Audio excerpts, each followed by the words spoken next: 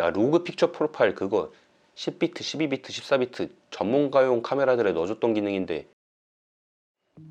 안녕하세요, 촬영생존기 노수민입니다. 오늘은 아주 먼 과거에 여러분들과 다루기로 약속했었던 로그 픽처 프로파일에 대해서 이야기를 나눠보고자 합니다. 요즘의 카메라 바디에는 각 회사의 로그 픽처 프로파일이라는 게 존재를 합니다. 캐논에는 C로그, 파나소닉에는 V로그, 소니에는 S로그, 뭐 다른 회사들도 마찬가지고요. 이렇게 로그라는 게 들어가 있는데 그 로그에 대해서 여러분들은 어떻게 알고 있나요? 로그로 촬영을 하면 물 빠진 것처럼 찍힌다, 아니면 로그를 사용했을 때 카메라가 표현할 수 있는 최대의 다이나믹 레인지를 표현할 수 있다, 아니면 후반 편집 과정에서 색을 표현하는 데 있어서 더 자유롭다, 그 정도만 알고 계셨다면 오늘은 저와 로그에 대해서 조금 더 딥하게 알아보도록 하겠습니다. 로그를 같이 이야기를 하기 위해서는 다이나믹 레인지 DR과 비트 뎁스에 대해서 간략한 정보가 필요합니다. 다이나믹 레인지 DR은 카메라가 표현할 수 있는 영역에서 블랙을 0, 화이트를 100으로 뒀을 때 이 폭의 넓이라고 생각을 하시면 돼요.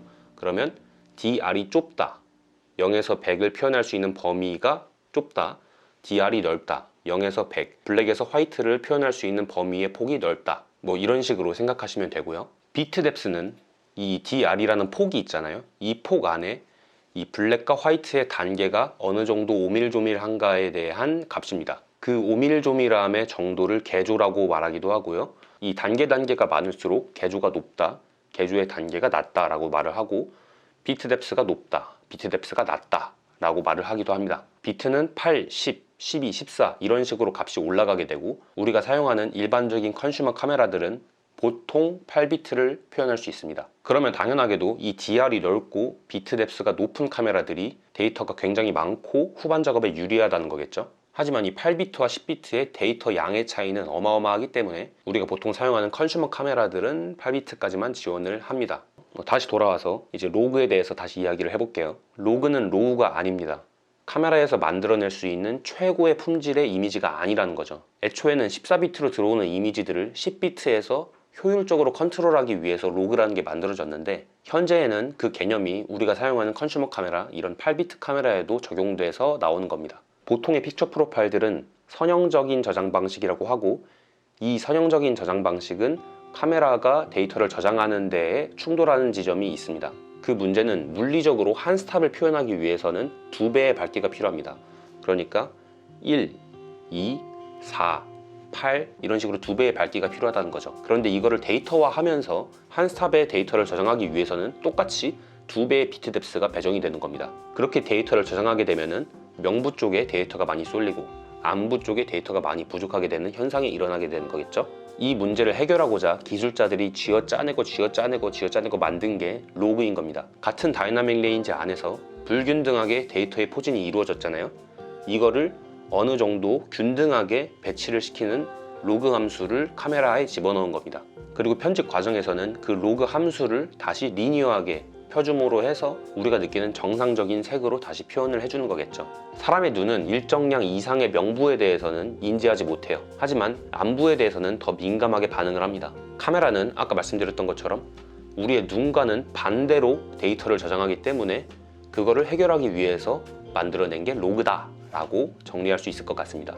그럼 로그로 찍으면은 엄청 좋은 거네, 왜 로그를 안 쓰고 있었지? 이렇게 생각할 수도 있는데, 근데 여기서도 좀 함정 카드가 존재를 합니다. 앞에 말씀드렸던 것처럼 로그는 리니어하지 않은 그래프라고 했었죠. 그 리니어하지 않은 그래프를 다시 리니어한 그래프, 정상적인 그래프로 표현을 하면은 하이라이트 쪽의 개조, 그 하이라이트 쪽을 표현하는 그 밝기의 단계가 무너지기가 굉장히 쉽습니다. 이게 왜 그러냐면은 로그는 태생적으로 10비트에서 활용되게끔 만들어진 녀석이기 때문인 거죠. 8비트에서 사용을 하기에는 데이터의 양이 부족한 거예요. 그리고 저 개인적으로는 후반 작업에서 색을 디테일하게 만지지 않고 이 로그 감마를 다시 리니어하게 709 감마 커브를 그대로 적용시켜가지고 내면은 저는 그게 무슨 의미가 있냐는 거죠. 제 경험상 후반 작업에서의 시간만 이렇게 소진이 되고 특별히 이렇게 눈에 보이는 이점들이 없습니다. 완전한 709 감마로 출력을 할 거면은 왜 애초에 로그를 사용했냐는 거죠. 자신의 카메라에 맞는 LUT, 룩업 테이블을 만들어 놓고 맞춤 옷을 입히듯 자기 로그 감마에 적용을 해가지고 적정 수준의 명부, 중간부, 안부를 가져가는 게 가장 저는 효율적이라고 생각을 해요. 이 알파 6300을 개인 카메라로 사용하고 있는 저는 로그 감마를 거의 사용하지 않습니다. 야외에서 블랙과 화이트의 값이 너무 커가지고 카메라가 저장을 하지 못할 때에 로그 감마를 종종 사용하는 편이고, 그때에는 그 상황에 맞는 제가 만들어 놓은 LUT를 씌워가지고 나중에 편집을 합니다. 컨슈머 카메라에 로그라는 개념이 등장을 하고, 제가 그때부터 이것저것 시도해보면서 그 로그를 어떻게든 잘 써보려고 했지만, 지금 와서 제가 내린 결론은 8비트 로그는 카메라 회사들이 야 로그 픽처 프로파일 그거 10비트, 12비트, 14비트 전문가용 카메라들에 넣어줬던 기능인데 너희들 프로 컨슈머들을 위해서 그거를 해가지고 너희들한테 준 거야 라고 광고하기 위해서 넣어준 게 아닐까 하는 생각도 드는 거죠. 다 됐고 다시 정리하면은 8비트 로그는 굉장히 조심해서 사용을 해야 하고, 촬영 당시에 그 카메라 로그에 맞는 LUT를 입혀가지고 모니터링 할 수 없다면은 노출의 기준을 잡기가 굉장히 힘들고, 로그로 촬영한 후에 다시 완벽한 선형감마 렉 709로 완벽하게 전환해가지고 출력하는 거는 별로 의미가 없는 것 같다. 자, 그러면은 이번 영상이 여러분들이 로그, 카메라에 들어있는 로그에 대해서 조금이나마 더 이해가 되는 시간이었으면 좋겠고요. 기술적인 부분에 제 주관적인 생각들을 많이 넣었기 때문에 다른 의견이 충분히 있을 수 있어요. 다른 의견이 있으시면은 댓글에 남겨주시고 공유를 해주시면은 더 풍부한 내용이 될 것 같습니다. 다음에 또 인사드리겠습니다. 감사합니다.